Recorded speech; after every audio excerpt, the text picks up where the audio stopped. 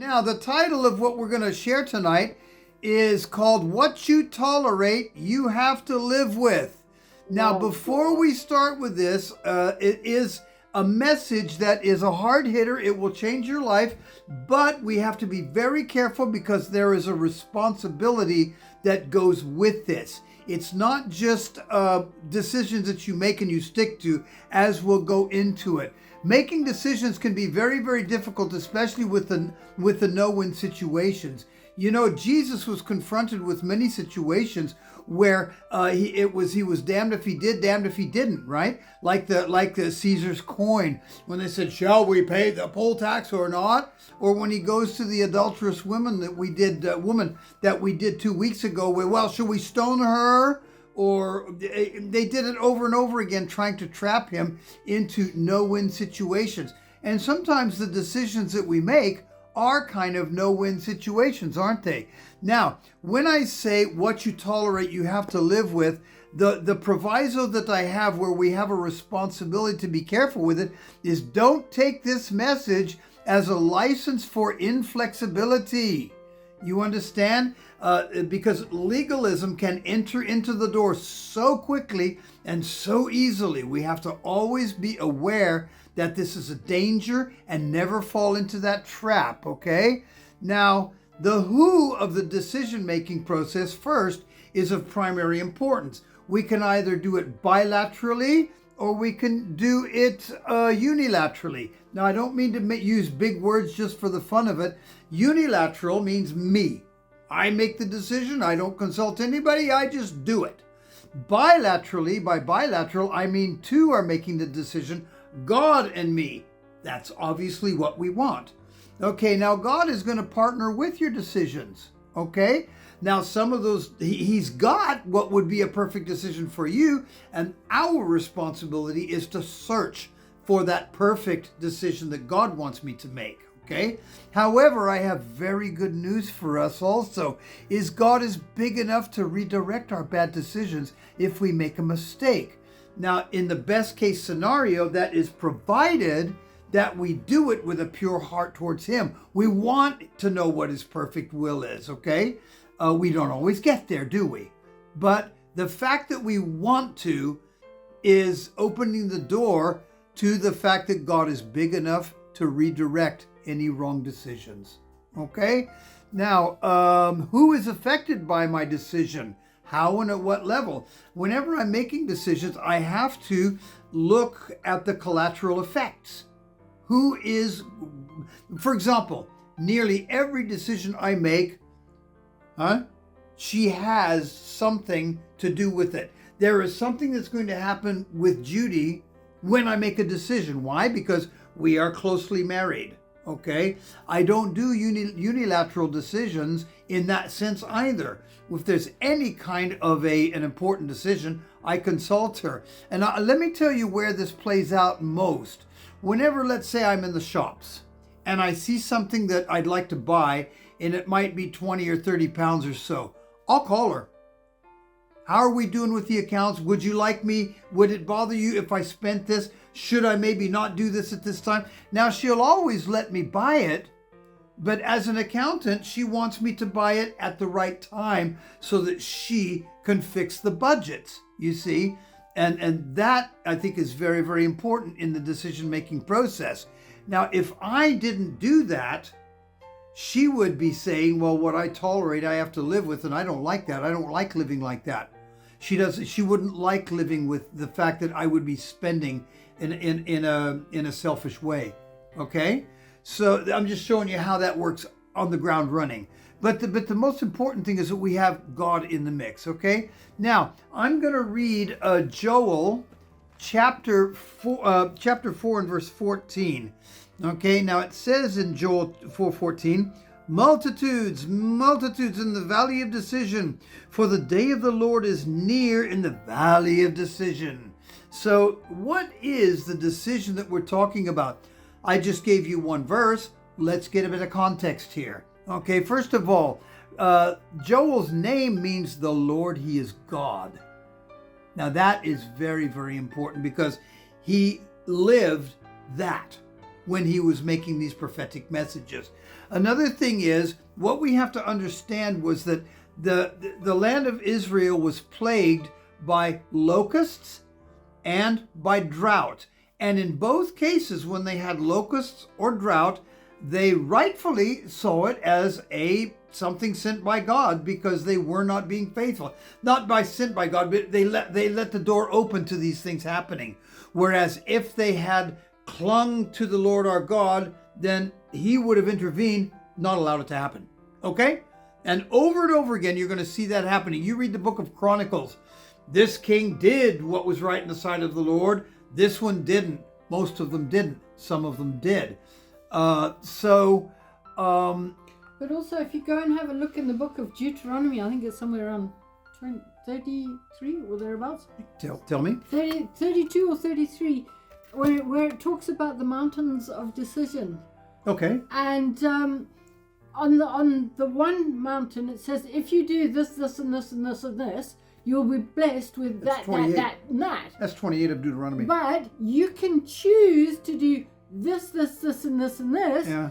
And this is going to be the consequence. So it's not as though you are under a judgment. No. It is more the point that you have made a choice, and you can't blame God for that. No. When he warns you that the consequence of this is going to be that, and if you do that, this is going to happen. Okay, now I have had the occasion to experience both of these plagues.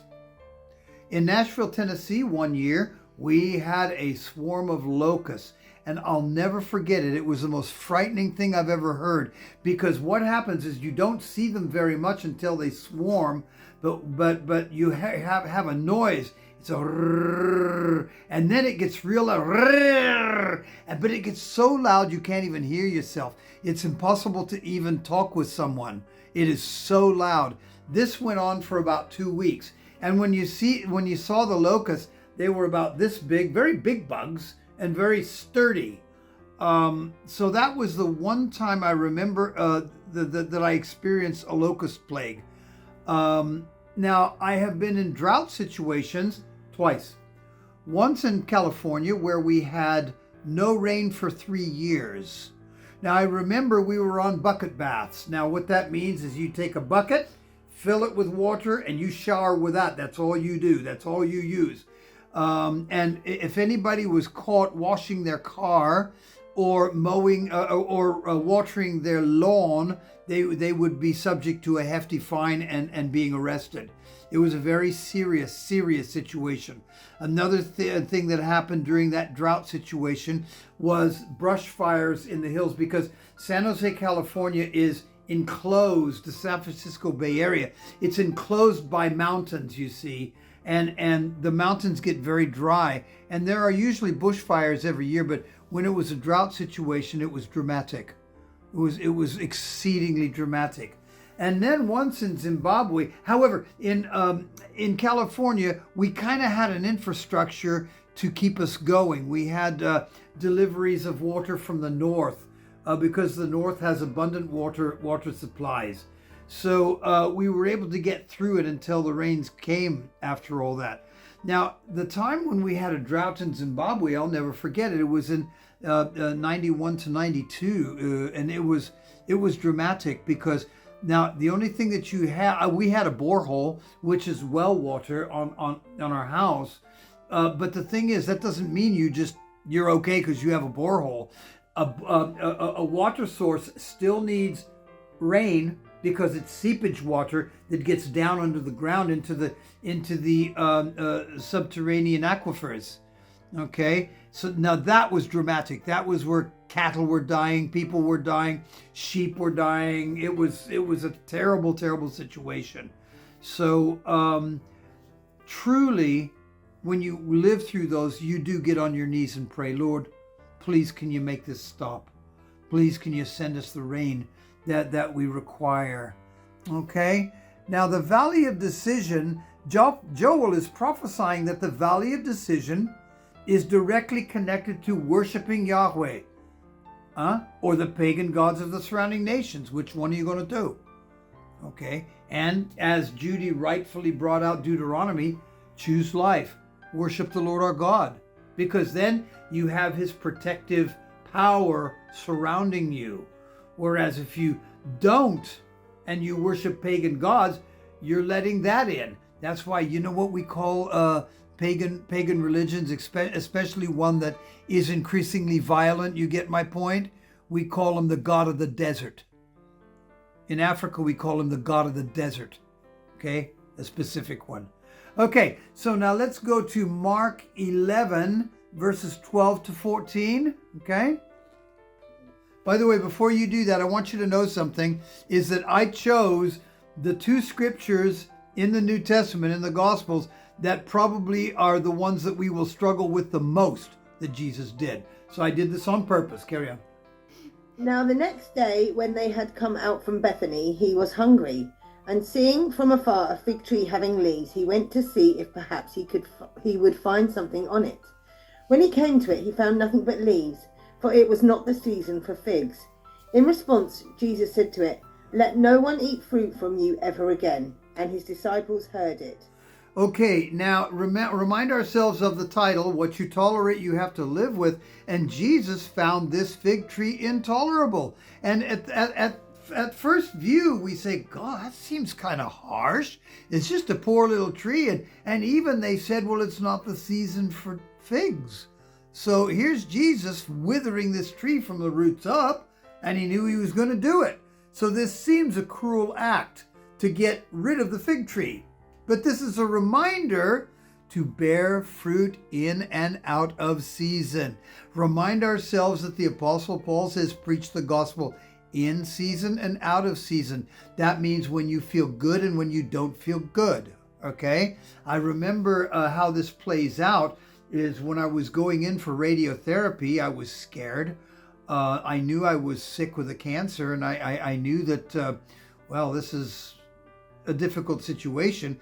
Then I walked into this waiting room with 30 or 40 other people waiting like me, and boy, the atmosphere was to cut with a knife. They were so scared, it was crazy. And my joy was infectious. And it was not me. It was just infectious. I went to people, just got to know them, learned their stories, talked with them. One guy, I even said, I'm not afraid because the Lord Jesus Christ has my days determined, and he will take me home when he has determined it and not before. So, and he said, well, I'm not there yet. And you know what I know in my heart? He took it away and did something with it. I know he did. I just know in my heart that was one of those moments.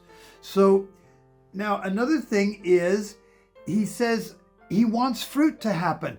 Notice that there were not even any buds on the tree.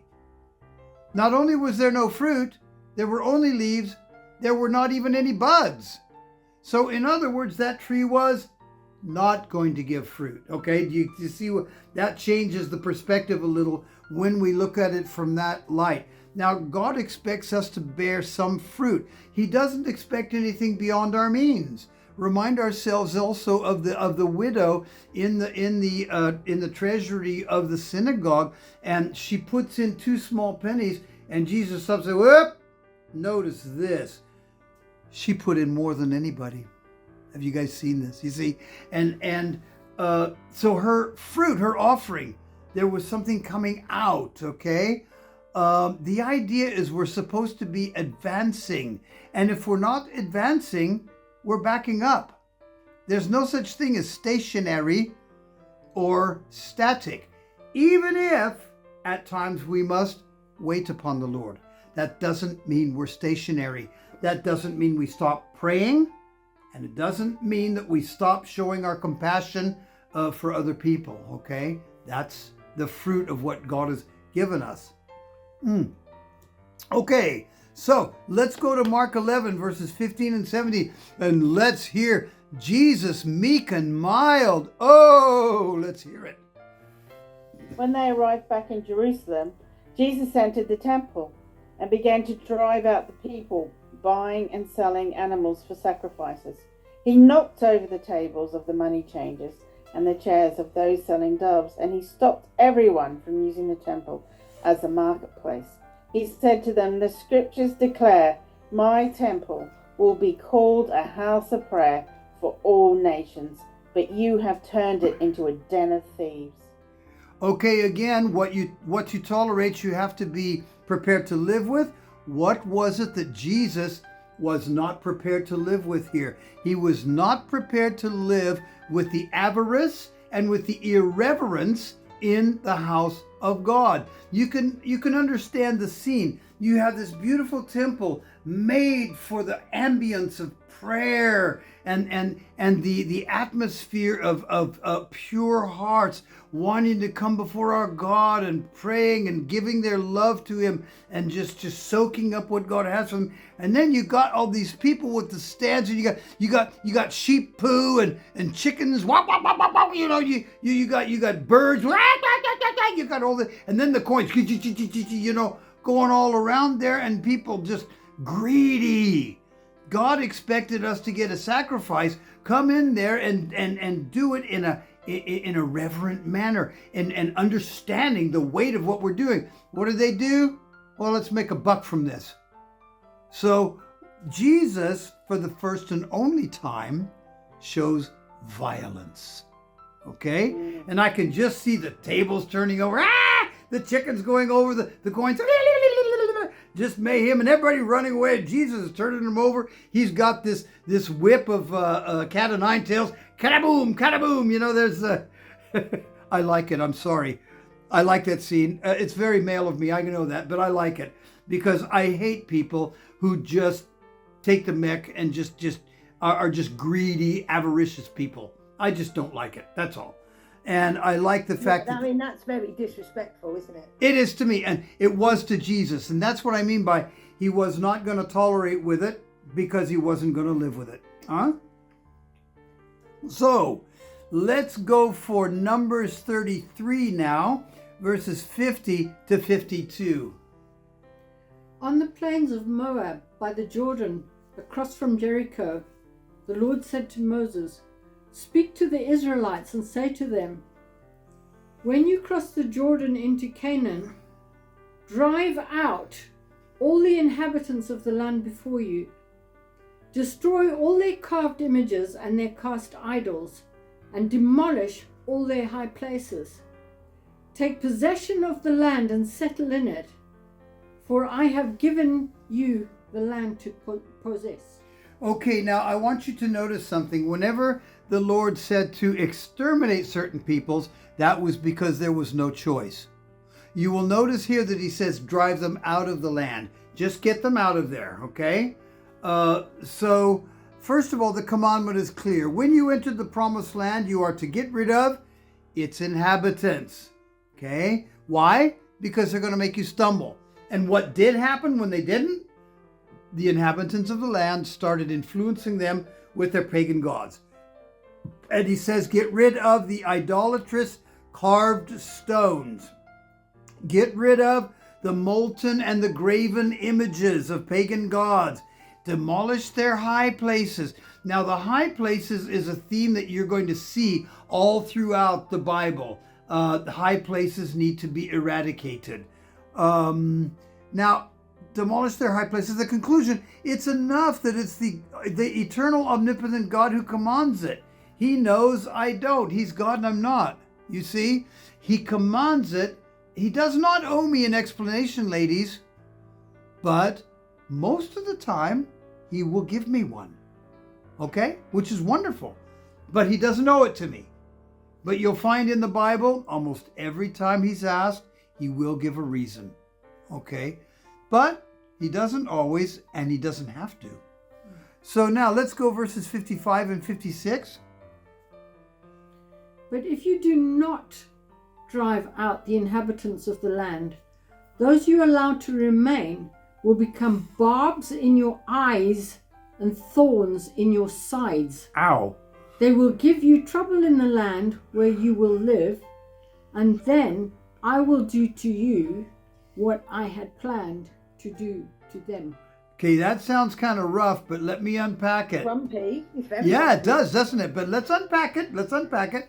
He says God informs them as to why he's commanding these things. Now, He's under no obligation to do so. I've already said that. But now, they will become agents of evil against you if you don't get rid of them in the land. Now, he says pricks in the eyes, thorns in the sides, which is reminiscent of Paul's thorn in the flesh in 2 Corinthians, I think it's 11 or 12, I forget which. Okay, the thorn in the flesh. Another version, I believe it's the German, I think it's a German version that says that the pricks you'll be walking on thorns. Okay, you'll get thorns in your feet. There are many different ideas on that, but suffice to say that it's unpleasant. Okay, the next thing, if you refuse to do so, God says He's going to inflict on Israel what He would have done to the pagans. Why would He say that? Well, it's very simple. Because if they didn't obey Him, they would be pagans, wouldn't they? That's a pagan action. When God commands us to do something and we don't do it, that's what the pagans do.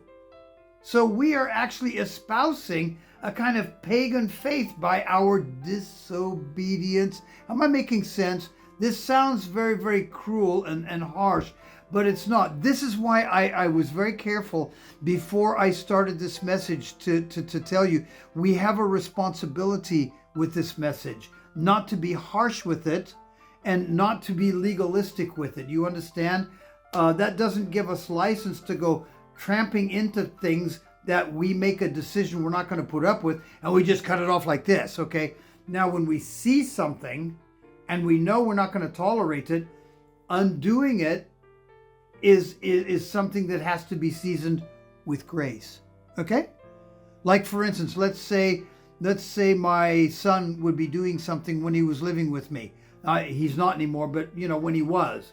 If he was doing something that I did not want to see continue, I'd have to deal with it. But how I deal with it will determine whether he retains his respect for me or whether he begins to be hostile towards me, right? How I correct is very, very important. So, am I hitting home with this? Is it all right? Okay. Not sure about this one, are we? I am. Yeah. It's okay.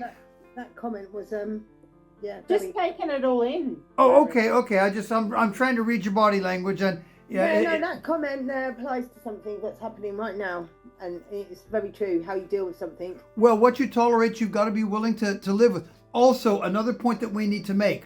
Let's say that you identify something that you don't want to tolerate. Keep in mind that if you don't get rid of it, what's it going to do? It's going to grow. Because you're permitting it to grow. You're allowing it to grow. You see? And nothing stays stationary. I will give you an example of that. Let's say that there's a man who is very, very bad-tempered in the early days of his marriage. Well, guess what? If he doesn't do something about it, it's going to get worse and he's going to be an abuser. Okay? That's just an example of it. Let's say that there's I'll give you an example in nature. Go. If you go into your garden and you don't do anything with it, you will see small weeds start to come out. So now, just as a conclusion, when we have decisions to make, this is an important element to consider. Are you prepared not only to accept the status quo, but knowing that the thing you'd be tolerating will in all probability grow? That thing is going to grow that you allow in your life that you should have cut out. Okay, now seen in that light, decisions become easier. Okay, now decisions become easier, but how to enact those decisions, that's a whole different story. We all have very different ways of dealing with this type of situation. And I would not like anybody to go in with hobnail boots and just start.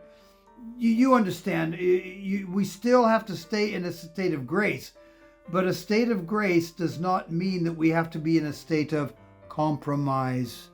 It's not compromise. We have to get rid of that which if we tolerate, we'd have to live with, and we say, I cannot live with that. Okay? How's that?